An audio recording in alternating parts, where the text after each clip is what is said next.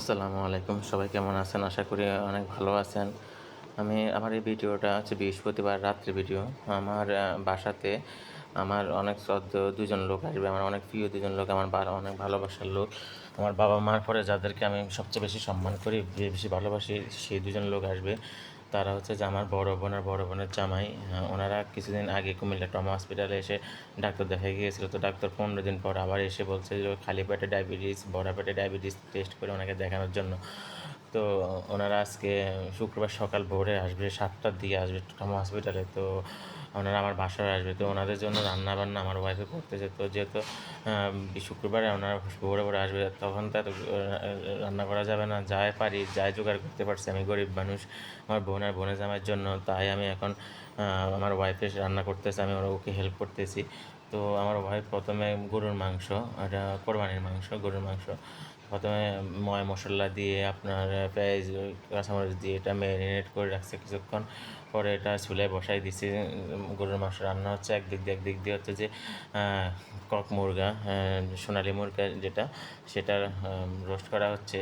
আমিও বেশি কিছু মানে আয়োজন করতে পারিনি। গরুর মাংস, কক মুরগি, গরুর মাংস তো ঘরেই ছিল, আর কক মুরগি, শিং মাছ আর কাঁকরোল ভাজি, সাথে আমার ফেভারিট একটা ডাল হচ্ছে যে মুসুর ডাল, সাথে কাউজ ঝোঁকা দিয়ে মুসুর ডাল রান্না করছি। ও যদিও ওনারা আগে কখনো খায় নাই, আজকে প্রথম ওনারা এটা শুনে খুব মজা পেয়েছে।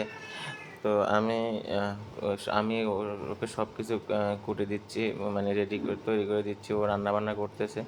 তো আমি কাঁচামরিচ, পেঁয়াজ যা যা ছিল সব কাটছি। টমেটো দিচ্ছি, টমেটো ছিল, টমেটোগুলো আমি কাটছি। তো টমেটোগুলো আমি মানে একটা পাত্রের মধ্যে কেটে রাখতেছি।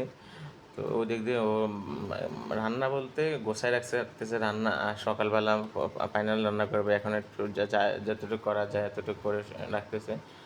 তো আমি আমাদের মোটামুটি রান্নার পর্বটা আমি সকালবেলা ভোরে উঠে আমি মসুর ডালটা বসাই দিয়েছি কাগজ জোগা দিয়ে, আর বাদ এটার পরে আমি গোসল করে রেডি হয়ে আমি বের হয়ে গেছি হসপিটালে। আমি হসপিটালে গেছি, আমার বোন জামাই আসছে। তো ওনাদেরকে ডায়াবেটিস টেস্ট, ২বার টেস্ট করার পরে ওনারা বাসায় আসছে। বাসায় এসে ওনারা খাবার খাইছে। ওনারা আমি যা তৈরি করতে পারছি ওনারা সব খায় নাই, কারণ যেহেতু ওনারা সুগারের রুগী, প্রেশার আছে, হাই প্রেশার, তাই ওরা হালকা কিছু ভাত খাবার খাইছে। তো আমি ওদেরকে ডাক্তার দেখানোর পরে দিয়ে ওদেরকে আমি ফুবাইল চত্বরে গিয়ে গাড়িতে উঠাই দিয়েছি, সিএনজিতে। আর আমি অটোতে করে বাসায় চলে আসতেছি। সারাদিন ওনাদেরকে নিয়ে হসপিটালে আমার বাসায় দৌড়াদৌড়ি করছি। পরে ওনারা চলে গেছে গ্রামের বাড়িতে, আমি আমার বাসায় চলে আসছি। সবাই আমার বোনের জন্য দোয়া করবেন যেন সুস্থ হয়ে যায়। আসসালামু আলাইকুম।